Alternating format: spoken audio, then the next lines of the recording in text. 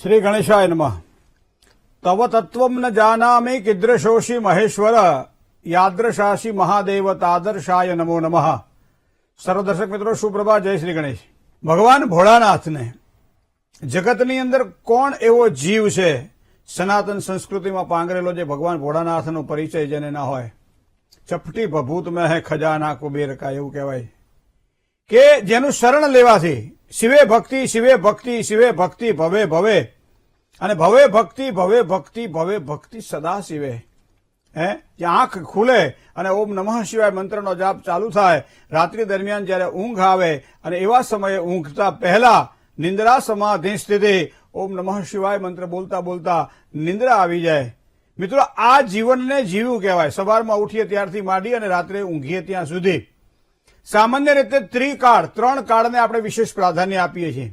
એક સાયંકાળ, એક મધ્યાહનકાળ અને એક પ્રાતઃકાળ। તો પ્રાતઃ, મધ્યાહન અને સાયન આ ત્રણને આપણે મહત્વ આપીએ છીએ, કારણ કે જીવન જેને લાંબુ જીવવું છે અને આ ત્રણ કાળનું ધ્યાન રાખવું પડે। સામાન્ય રીતે આપણે કહીએ ઈડા, પિંગલા અને સુષુમ્ના ત્રણ નાડી શરીરમાં પ્રવાહિત થતી હોય છે અને એમાં ઈડા અને પિંગલાની વાત છોડો પણ સુષુમ્ના નાડી આ ત્રણે ત્રણ મધ્યાહનના સમયે આપણને જોવા મળે છે અને એવા સમયે ભગવાનનું ભજન વિશેષ કરી પરિણામ સારા પ્રાપ્ત કરાવડાવે છે। તો અહીંયા પ્રાતઃ સંધ્યા પણ કરીએ છીએ, મધ્યાહન સંધ્યા પણ કરીએ છીએ અને સાયં સંધ્યા પણ કરીએ છીએ। સંધ્યા એનો મતલબ એની ઉપાસના કરીએ છીએ મિત્રો। તો જ્યારે જ્યારે સારા પર્વ આવતા હોય મહિનાની અંદર જ્યારે પણ પ્રદોષ કાળ આવતો હોય ત્યારે ભગવાન શિવના ઉપાસકો આ અવસરને જવા નથી દેતા। કોઈ પણ બાબતમાં જ્યારે પરિશ્રમ કરીએ છતાંય કર્મ અને આજીવિકાની અંદર જ્યારે અવરોધ આવતા હોય ત્યારે, આર્થિક બાબતોની અંદર જ્યારે ઉપાધિઓ થતી હોય ત્યારે, પૈસો ગમે એટલો આપણે મહેનત કરીએ છતાં ટકતો ન હોય તો એના માટે આપણે સામાન્ય રીતે વિચાર કરતા હોઈએ કે શું કરીએ તો બરકત વધે, શું કરીએ તો કામકાજમાં સારી સફળતાની પ્રાપ્તિ થાય। કારણ કે સંસારી જીવ છીએ, સાંસારિક જીવનની અંદર તો જે વસ્તુ આપણને યોગ્ય લાગે તે જ આપણે માંગવાના ને। મોક્ષ તો કંઈ આપણે અત્યારે માંગવાના છીએ નહીં। અને કદાચ સારા મંત્રના જાપ કરીને ઉપરથી વિમાન આવી જાય તો એ બેહવા કોઈ પાછળ રાજી નથી। શું કામ કે ભાઈ હજી થોડુંક કામકાજ પતાવી દઈએ, છોકરાના લગ્ન બાકી છે, છોકરાના આ બાકી છે, તે બાકી છે, પછી અમે શાંતિથી વૈકુંઠમાં આવશું। તો મિત્રો, આપણે તો અહીંયા જન્મ જે કહે ને સ્વર્ગની અહીંયા અનુભૂતિ કરવાની છે પૃથ્વીલોકની અંદર। આત્માત્વમ એવો એક સુંદર મજાનો મંત્ર છે। આત્માત્વમ ભગવાન શ્રી શિવને પ્રાર્થના કરી છે શિવ ભક્તે કે પ્રભુ અમારા શરીરની અંદર જે સંચાલન તું કરે છે આત્મા છે અને આત્મા એ સ્વયં તું છે। આકાશને ઘડામાં પણ માટે ઘટાટૂપ જેને કહી શકાય, એ આકાશને ઘડાની અંદર પણ જોઈ શકાય છે। એમ આખા જે કહેવાય ને કે આ પરમાત્માના તત્વને શરીરની અંદર આત્મા સ્વરૂપે આપણે જોઈ શકીએ છીએ। અને એટલા માટે કે અપ્પો દીપો ભવ, તું તારો દીવો થા। તો એનો મતલબ આત્માને તું જાગૃત કર। તો આત્માત્વમ, આત્મા તું છે। તો પછી મતિ કોણ મારી? તો ગિરિજા મતિ। આ શરીરની અંદર જે આત્મા જો તું હોય તો ગિરિજા એટલે માં ભગવતી, ભવાની એ મતિ છે મારી।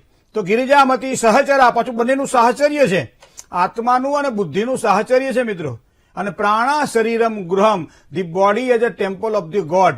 શરીર ભગવાનનું આ મંદિર છે એવું આપણે કહીએ છીએ ખરા, પણ આ મંત્રની અંદર બતાવવામાં આવેલું છે કે પ્રાણા શરીરમ ગૃહમ, આ મારું પ્રાણ જેમાં ટકેલો છે એ પરમાત્મા શરીર એ તારું છે। પ્રાણા શરીરમ ગૃહમ, તો પછી પૂજા તે વિષયો ભોગ રચના, મારી જે પૂજા ભોગ રચના જે તે કરેલી છે તે જે ભોગો બનાવવા માટે આપેલા છે એને યથાશક્તિ ભોગવું છું અને તેને ત્યક્તેને પુંજીથા, મારા ભોગો ભોગવી લીધા પછી હું એને વહેંચું છું।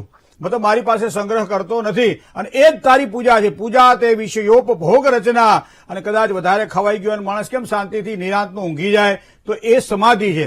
પૂજા તે વિષયો ભોગવના અને નિંદ્રા સમાધિ સ્થિતિ, આ નિંદ્રા છે મારી સમાધિ છે। અને સંચાર પદયો પ્રદક્ષિણ વિધિ સ્તોત્રાણી સર્વાંગિરો યદ યદ કર્મ કરોમિ તત્તદ અખિલમ શંભો તવારાધનમ। તારું ભજન તો બીજું અમને શું આવડે। પ્રદોષકાળની એક સરસ મજાની વાર્તા છે મિત્રો કે બ્રાહ્મણ અને બ્રાહ્મણી જ્યારે જીવતા હતા અને એવા સમયે બ્રાહ્મણનું મૃત્યુ થયું, બ્રાહ્મણી પોતાના સંતાનને લઈ અને ભગવાન શિવના દર્શન માટે નીકળે છે। એક એવા વ્યક્તિને જુએ છે, નાના બાળકને જુએ છે કે જે ખૂબ જ ઘાયલ થયેલો છે। બાળકને ઘેર લાવે ત્યારે ખબર પડી કે આ તો રાજાનું એક સંતાન છે અને રાજ્યની અંદર જે કોઈ વખતે તોફાન થયું હશે અને એવા સમયે એ ત્રસ્ત થયેલું આ સંતાન રાજ્યને છોડીને આવી ગયું. અહીંયા એ બ્રાહ્મણીના ઘરે પોતે રોકાય છે અને બ્રાહ્મણ પત્ની એની શુશ્રૂષા કરે છે, એની સેવા કરે છે, એને તંદુરસ્ત બનાવે છે. ત્યારબાદ ધીમે ધીમે ક્રમાનુસાર એને સારું થતું જાય છે. પાછા ફરીથી અનુચરો એને આવીને ઓળખી લે છે અને ફરીથી પાછું રાજ્યાશ્રય ભોગવે છે. અને એવા સમયે આ પ્રદોષનું વ્રત કેટલા સારા પરિણામ આપે છે એક આ નાનકડી બાબતમાં આપણને મિત્રો ખબર પડે છે. તો એનો મતલબ માનસિક શાંતિ માટે હંમેશા પ્રદોષનું વ્રત કરીએ છીએ. સમૃદ્ધિ, ધનધાન્ય અને દરેક પ્રકારના કાર્યની યશ ઉપાસના માટે આપણે પ્રદોષનું વ્રત કરીએ છીએ. સાંસારિક ઉપભોગની સાથે સાથે દરેક પ્રકારના કાર્યમાં કુશળતા પ્રાપ્ત થાય. જે કંઈ બુદ્ધિ દ્વારા કાર્ય કરીએ, બુદ્ધિ મને અનુસરે એવા કાર્ય કરીએ અને એવા સમયે જે કરેલા કાર્ય અને એના દ્વારા સારી સફળતા એ ભગવાન શ્રી શિવની આરાધનાથી પ્રાપ્ત થાય છે. એવી એક અનુભૂતિ જે કરીએ છીએ અને એ અનુભૂતિનું નામ છે આ પ્રદોષનું વ્રત. પ્રદોષનું વ્રત સાયંકાળે કરવાનું હોય. અમુક પ્રદોષ તો એવા સારા હોય મિત્રો. આજની વાત કરીએ તો આજે સોમ પ્રદોષ છે. એક તો પાછો સોમવાર છે અને પાછું પ્રદોષનું વ્રત છે. તો મિત્રો આજનો દિવસ તો બહુ સારો છે. આમ તો સામાન્ય રીતે ક્યારેક સવારમાં ઉઠી સ્નાનાદિકથી પરવારી ભગવાને ધૂપ દીપીને નિવેદ કરી આરતી પ્રદક્ષિણા દક્ષિણા આપી અને પરમાત્માની સ્તુતિ કરવામાં આવે. આખા દિવસ દરમિયાન ઓમ નમઃ શિવાય આ મહામંત્રનો જાપ કરવામાં આવે. સાયંકાળ થાય ભગવાન શિવની આરાધના કરી અલગ અલગ પ્રકારના ઔષધો દ્વારા ભગવાન ઉપર અભિષેક કરવામાં આવે. નમામિ શમીશાન નિર્વાણ રૂપમ વિભો વ્યાપકમ બ્રહ્મ વેદ સ્વરૂપમ અને નિજમ નિર્ગુણમ નિર્વિકલ્પમ નિરીહમ ચિદાકાશ માકાશ વાસમ ભજેહમ નિરાકાર ઓમકાર મૂલમ તુરીયમ ગિરા જ્ઞાન ગૌતી તમીશમ ગિરીશમ કરાલમ મહાકાલ કાલમ કૃપાલો ગુણાગાર સંસાર પારમ નતોહમ તુષારાદ્રી શંકાશ ગૌરમ ગભીરમ મનોભૂત કોટી પ્રભાશ્રી શરીરમ અને સ્ફુરન મૌલિ કલ્લોલિની ચારુ ગંગા અને લસત ભાલ બાલેન્દુ કંઠે ભુજંગાચલત કુંડલમ શુભ્રનેત્રમ વિશાલમ પ્રસન્નાનનમ નીલકંઠમ દયાલમ મૃગાધિશ્ચરમાંબરમ મુંડમાલમ પ્રિયમ શંકરમ સર્વનાથમ પ્રજામિ પ્રચંડમ પ્રકુલટમ પ્રગલ્ભમ પરેશમ અખંડમ અજમ ભાનુકોટી પ્રકાશમ ત્રયશૂળ નિર્મૂલનમ શૂલપાણી ભજેહમ ભવાનીપતિ ભાવગમ્યમ કલાતીત કલ્યાણ કલ્પાંતકારી સદા સજ્જનાનંદ દાતા પુરારી અને ચિદાનંદ સંદોહ મોહાપહારી પ્રસિદ્ધ પ્રસિદ્ધ પ્રભુ મન્મથારી નયાવદ્દુ માનાથ પાદાર વિંદમ ભજંતી હલોકે પરેવા નરાણામ ન તાવત સુખમ શાંતિ સંતાપનાશ પ્રસિદ્ધ પ્રભુ સર્વ દુઃખાદિવાસ. હવે શરણાગતિ આવે ન જાનામિ યોગમ જપમ નૈવ પૂજા ન તો હમ સદા સર્વદા સંભોતુભ્યમ જરા જન્મ દુઃખોદ ધાતપ્યમાન પ્રભો બાહ્ય આપન્ન મામીશ શંભો. અને રુદ્રાષ્ટક કહેવામાં આવે છે.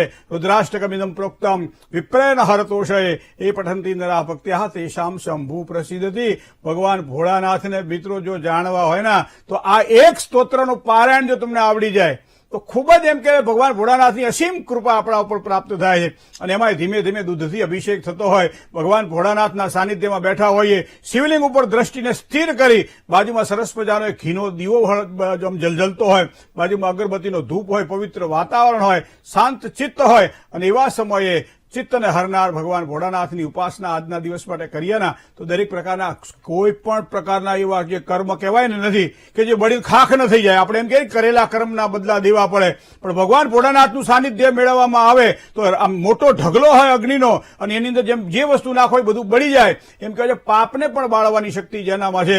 ગ્રહોની પરિસ્થિતિ જયારે કુંડળીમાં વિપરીત ઉભી અસર કરતી હોય ત્યારે ભગવાન ભોળાનાથ કે તમે ગ્રહમખ જોજો, ગ્રહમખની અંદર સૂર્ય, ચંદ્ર, મંગળ, ગુરુ, શુક્ર, શનિ, રાહુ અને કેતુ નવગ્રહોની ભૂદેવ પૂજા કરાવે, અધિદેવ, પ્રત્યધિદેવ, લોકપાલ અને દિક્પાલની પૂજા કરાવડાવે, પણ છેવટે તો મહાદેવજીનું શરણ લેવું પડે છે. અને એટલા માટે ચોખા વધાવી આ ઈશાનીએ મહારુદ્રાય નમઃ, ઈશાન ખૂણામાં બેઠેલા ભગવાન મહારુદ્રને નમન હો. અને એ પછી એ યજ્ઞની શરૂઆત થાય અને એ પ્રમાણે નવગ્રહોની સાથે સાથે કે નવગ્રહોનું જો મંડળ હોય તો રાષ્ટ્રપતિ એના મહાદેવજી છે મિત્રો. અને એટલા માટે જ આજે આ મહાદેવની ઉપાસના ખૂબ જ સારા પરિણામો પ્રદાન કરે. કદાચ આપણે ન કરી શકીએ તો સારા બ્રાહ્મણને બેસાડી એનું સાનિધ્ય લઈ રત્ન કલ્પિતમાસનમ હિમજલે સ્નાનંચ દિવ્યાંબરમ નાના રત્ન વિભૂષિતમ બ્રહ્મદા મોદાંકિતમ ચ. ભગવાનનું ભોળાનાથનું એટલું બધું સરસ મજાનું આમ માનસ સ્તોત્ર છે. કશું જ નહીં, ખાલી આંખ બંધ કરી અને ભાવથી જો ભક્તિ કરો તમે તો પણ ભગવાન ભોળાનાથની પ્રસન્નતા પ્રાપ્ત થાય છે. તો આ પ્રમાણે માનસિક સંતાપને હરવાવાળું ભગવાન ભોળાનાથનું વ્રત જો તમને કર્મમાં બરકત પણ આપે છે. કારણ કે અહીંયા ભગવાન એક પત્રમ એક પુષ્પમ અને એક લોટા જલ કી ધાર દયારુ ઋષિકે દેત હૈ ચંદ્ર ફોલી ફલુચાર, પૈસા ટકાની તો ક્યાં વાત કરવી. તમે કાંઈ ન માગો અને છતાંય જે આપી શકે છે એ ભગવાન ભોળાનાથના આશીર્વાદ છે મિત્રો. તો આજના આ આશીર્વાદ ભગવાન ભોળાનાથના આપણા પર ઉતરે તો સાયંકાળે ભૂલ્યા વગર દરેક ઘરની અંદર એક સરસ મજાનો દેવ ઘરની અંદર ઘીનો દીવો થાય, અગરબત્તી થાય, ભગવાન ભોળાનાથની ઉપાસના થાય, પરમાત્માને ખીરનું નૈવેદ્ય ધરાવવામાં આવે અને ભગવાન ભોળાનાથના મંગલમય ગુણોનું ગાન કરવામાં આવે તો દરેક પ્રકારના કાર્યમાં યશ મળે. સાથે સાથે આર્થિક બાબતોમાં કોઈ પણ પ્રકારની ઉપાધિ હોય, સંકલ્પેન કાર્ય સિદ્ધ્યતિ. તમે કોઈ પણ કામકાજ કરો ને ત્યારે સંકલ્પથી કરજો, સંકલ્પ વગર સફળતા ના મળે. બરોબર ને? સંકલ્પ કરવો પડે કે મમ કાર્ય સિદ્ધિ અર્થ, મારા આ કામની સિદ્ધિ માટે ભગવાન ભોળાનાથની ઉપાસના કરું છું અને સંકલ્પ મૂકી અને પછી પંચાંગ કે કઈ કહેવાય એ સ્તુતિ પાઠ કરવામાં આવે અને ત્યારબાદ ભગવાન ભોળાનાથની ઉપાસના કરવામાં આવે. આજ પણ કળિયુગની અંદર એમ કહેવાય છે કે ભગવાન ભોળાનાથની ભક્તિ કરવાથી શીઘ્ર ફળની પ્રાપ્તિ થાય છે. કોઈ ગામ એવું બતાવો કે જ્યાં ભગવાન ભોળાનાથનું મંદિર ન હોય, કારણ કે શરીરની અંદર જેના દ્વારા સંચાલન થાય છે એ મન છે અને મન જે છે એ સામાન્ય રીતે ભગવાન ભોળાનાથનું પ્રતિનિધિત્વ કરે છે. ભગવાન ભોળાનાથ એટલે જ મન. તો મન તો માકડા જેવું છે, એને સ્થિર કરવું હોય તો ભગવાન ભોળાનાથના સાનિધ્યમાં ખૂંટીએ જેમ વાસડું બાંધવું પડે એમ મનને ઓમ નમઃ શિવાય મંત્ર અથવા મૃત્યુંજય મહાદેવ ત્રાહિમામ શરણાગત જન્મ મૃત્યુ જરા વ્યાધિ પીડિતમ કર્મ બંધને. તો આ પ્રમાણે મનને બાંધીએ તો ચોક્કસ ભગવાન ભોળાનાથની અસીમ કૃપા આપણને પ્રાપ્ત થાય. તો પ્રદોષના આ વ્રતને જે કોઈ કરે, જે કોઈ એની કથા સાંભળે અને જે કોઈ આ પ્રેમ ભક્તિપૂર્વક વ્રતનું પ્રસન્નતાપૂર્વક વ્રતને કરે, ભગવાન ભોળાનાથમાં ભગવતી ભવાની, ભગવાન ગણપતિ દાદા, કાર્તિકેય આ બધાની અસીમ કૃપાથી દરેક પ્રકારના કાર્યની સિદ્ધિ થાય છે. ઓમ નમઃ શિવાય. જય ગણેશ. મિત્રો, વાત કરીએ મેષ રાશિની.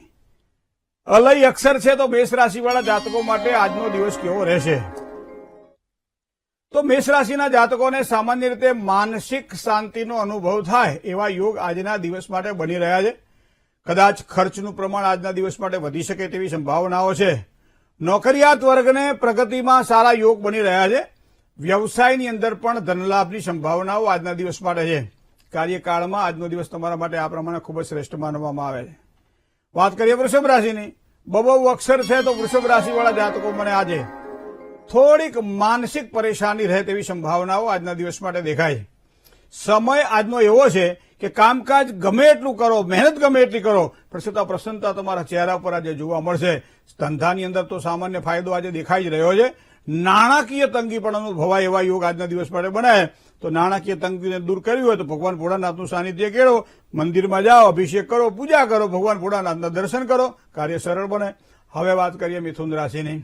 ક છ અને ગ અક્ષરવાળા જાતકો એ મિથુન રાશિના જાતકો છે.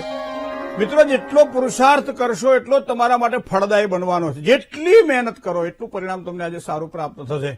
ઉચ્ચ અધિકારી વર્ગના સારી ઓળખાણ પણ સારો લાભ કરાવડાવશે. હા, પરેશાનીઓમાંથી મુક્તિ મળે એવો સારો યોગ પણ બની રહ્યો છે. ધંધાકીય ક્ષેત્રમાં જો વાત કરીએ તો કોઈ નવી અને સારી આવક મળે. મતલબ આજનો દિવસ તમારા માટે આ પ્રમાણે શ્રેષ્ઠ રહેશે. જય ગણેશ. એક કોલર મિત્ર સાથે વાત કરીએ. હેલો. હેલો. જય ગણેશ. જય ગણેશ. જી, મારા લગ્ન યોગ વિશે પૂછવાનું છે. તમારા લગ્ન યોગ માટે પૂછવું હોય તો પેલા તમારું નામ કહો. બિનલબેન. પિનલબેનની જન્મ તારીખ? 17/10/2000. 17/10/2000. સમય? 9:07 સવારે. સવારમાં 9 કલાક અને 7 મિનિટ. જન્મ સ્થળ? સુરત. સુરત. લગ્ન યોગ ક્યારે એવું પૂછો છે ને હવે? હા, ને કેવું મળશે? 25 વર્ષ થયા ને? હા. શુક્ર વૃશ્ચિક રાશિનો છે, પાત્ર તો સારું મળવાનું છે. હમ. હા, હવે શનિ મહારાજ એ ચંદ્ર સાથે વિષ યોગ કરી રહ્યા છે. ચંદ્ર મહારાજ ગુરુ સાથે ગજકેસરી યોગ કરી રહ્યા છે. પણ આ વિષ યોગના કારણે કદાચ થોડી તકલીફો થાય, વહેલું મોડું થાય. 25 વર્ષ થયા છે. બીજી વાત કહું, મિથુન રાશિની અંદર 8મા સ્થાનમાં રાહુ બેઠેલો છે. તો રાહુ સામાન્ય 4થા સ્થાનમાં, 7મા સ્થાનમાં, 8મા સ્થાનમાં, 12મા સ્થાનમાં, દેહ ભાવમાં ક્યારેક ક્યારેક દાંપત્ય સુખમાં અવરોધ ઉભા કરાવડાવતા હોય છે. તો એવા સમયે કુંભ વિવાહ કરાવવાથી સારી સફળતાની પ્રાપ્તિ થાય. કર્મસ્થાનનો માલિક એ સૂર્ય છે. સૂર્ય બેઠેલો છે 12મા સ્થાનની અંદર. 12મું સ્થાન ખાડાનું સ્થાન છે. ઘણી વખત પાત્ર સામે હોય છતાં આપણને ખબર ન પડે, કન્ફ્યુઝન રહ્યા કરે કે ભાઈ શું કરવું, આ પસંદ કરવું કે આ ના કરવું, જ્યાંના કરતા સારું મળશે, આવા બધા પ્રશ્નો ઉભા થયા કરે. પણ મને લાગે છે આવા સમયે દરરોજ સવારમાં સૂર્યનારાયણને જળ ચડાવવાનું રાખો અને સાથે સાથે સૂર્યનું રત્ન વીંટી પહેરો તમે, તો એનાથી પણ સારી સફળતાની પ્રાપ્તિ થશે. જય ગણેશ.